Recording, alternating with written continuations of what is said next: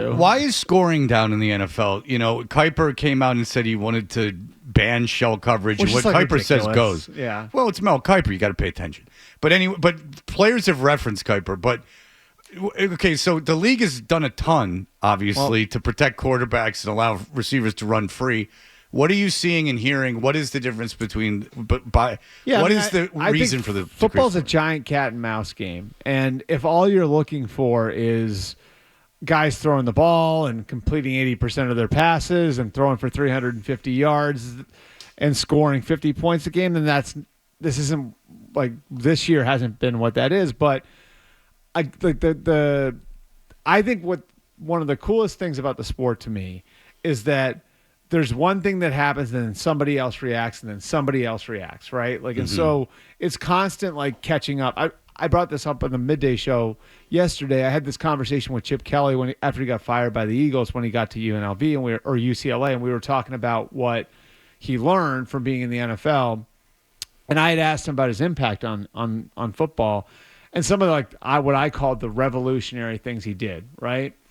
And he stopped me and he said, "Don't use that word with football." He's like, "It's not revolutionary, it's evolutionary." And he said, everything kind of moves in a circle in football. Should tell me you use whatever word you want to use? Yeah. So one team does one thing and then another team reacts to it. So, like, let's talk about, like, the two high coverage, right? What's the logical response to that?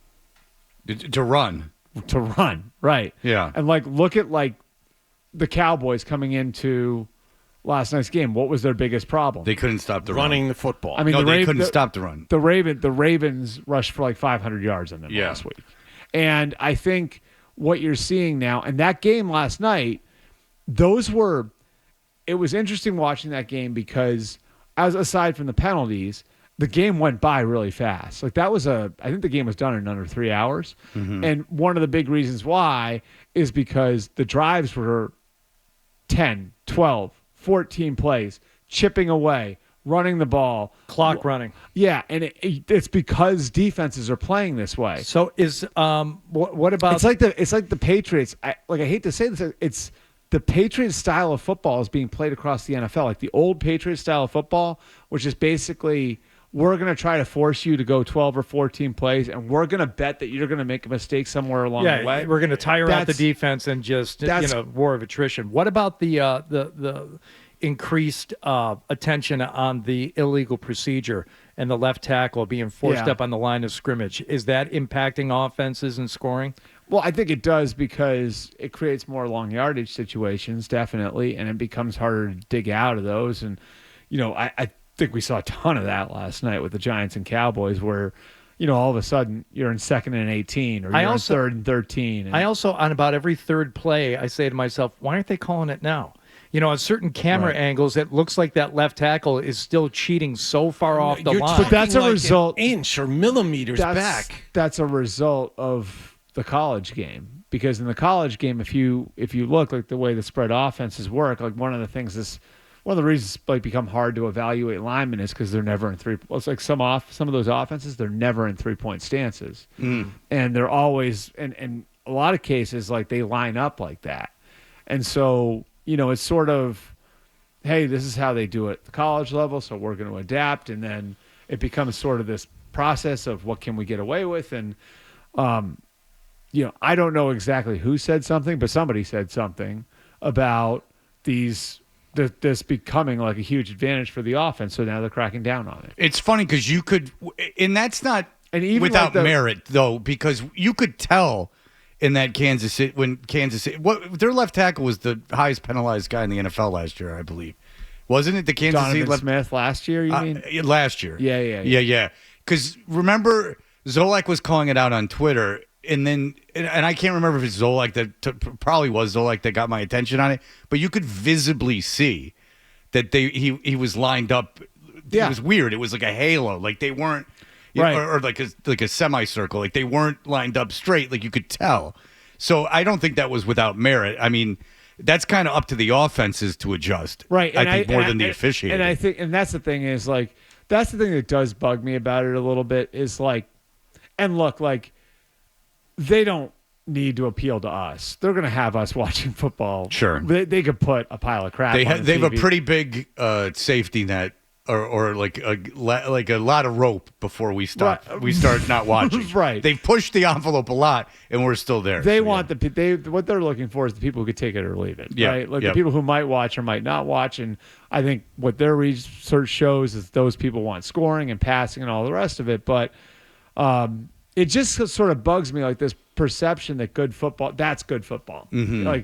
Like Rams Chiefs, which was a great game in 2018. Like that's what good football is. And if we're not getting that, then it's a crappy product, which is not true.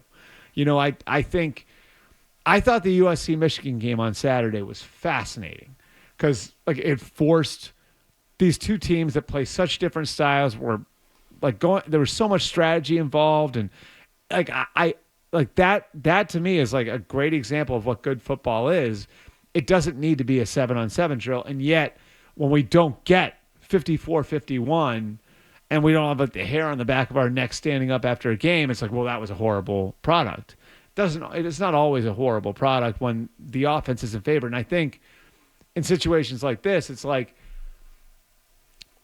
were we all over people? Maybe people in this region were, but were we all over people like the refs when there was like an emphasis on defensive pass interference or defensive holding the same way we are with this? No, because generally people are okay with rules that help the offense and then are upset when there's stuff that impedes the pace of a game. And just to add to your point, I heard Gary Danielson talking about college football and that he's personally appealed to the SEC and said, you're going to lose your audience because college football, I believe, is averaging like their games are way longer than the NFL. I know the halftime's longer. I think with college football, see, there's no governor over the commercials. Yep. And then the reviews are out of control. Because Danielson was like, you got to get the reviews under control because you're in a position right because college football is in a position that it always hasn't been. It always has not been nationally this. College football is the second most popular sport in the country. Yep. And that's not always been the case. It has been regionally, but not nationally. Yeah. So now I'd say it's like comfortably number 2. Sure. Yeah. But Danielson's point was you're really pushing it. Like you're not like the NFL we just discussed where we're going to be there no matter what. He's like, you have viewership and he's national. He's probably the biggest, college football analyst, color guy in the country. He's like, you're really going to test this marginal audience that you've brought in because it's taking forever. Like it's a bad product at this point. Yeah. And so the NFL, in fairness to them, it compared to the college game, it's flying. I got news for you. The other thing that's tough in the college game is they changed the clock rules. Have you guys know about that? No. Oh yeah. So after first, it used to be in college football that the clock would stop after every first down. Yeah. Which I think was kind of cool, like a cool difference. Like, and I'm not saying the NFL way is wrong, but it's just like a kind of a cool nuanced difference where it made like comebacks more likely. If you were down by 3 touchdowns and you have that element of being able, the clock stops every time you get a first down. Well, then it starts when the ball is spotted. It gives you a little bit more space to come back in the fourth quarter of a game, which I think has always been kind of a cool difference between the two levels. And they took that outside of, I think, the last 4 minutes of each half, right? Like, so now the clock runs like it would in the NFL. And like the whole idea was like, okay, like, so we're going to try to improve pace of play. Yet you have even more commercials and you have even more reviews. And I think like what the effect is now is the games are still really long, but there's less football. Right. Where in college you had more plays than you would have in an NFL game because of those sorts of things. Now you're trying to get down to like the NFL level of plays, which isn't making the product better because you're getting less football, but they're jamming more commercials in there because the rights fees are out of control and because there's no governing body in college football that's saying, no, you can't do that. Like the NFL is saying to the networks, like, chill out with the commercials, or we have to get these games over in 3 hours, where there's no governing body in the NFL doing that. So it's just the networks doing whatever they want. All right, let's take a break and come back with Bert. I want to know what coaches in the NFL are going to get fired. Wow, it's only week 3 or week 4. Well, if the Cowboys lost last night, you don't think we'd be talking about who's going to get fired? You should hear these Philadelphia fans. Hachi Machi. I know. Philly's got a high bar. Phillies football fans are really something else because they lay in wait. They're not like Giant fans that are just constantly moaning. But should the when Eagles they're be better? pissed, I mean, when the Eagles fans are pissed, Yes. you think this vitriolic fan base? Ooh, no. if we Eagles want are number one. to, so the Eagles coach has made the playoffs 3 years in a row. Has been and was in the Super Bowl a year and a half ago, and he's in the hot seat. They want him strung up. They How long don't. did Peterson got fired 2 years after he won the thing, right? I mean, I would not want to own. Right? I would not want to own the Eagles. I don't care how much money it would Yeah. make me. It's too tough here. Chip Kelly went 10 wins, 5 wins, Right. fired. Right. But Yeah. Peterson won the whole thing and was gone can you 18 blame months later. ownership?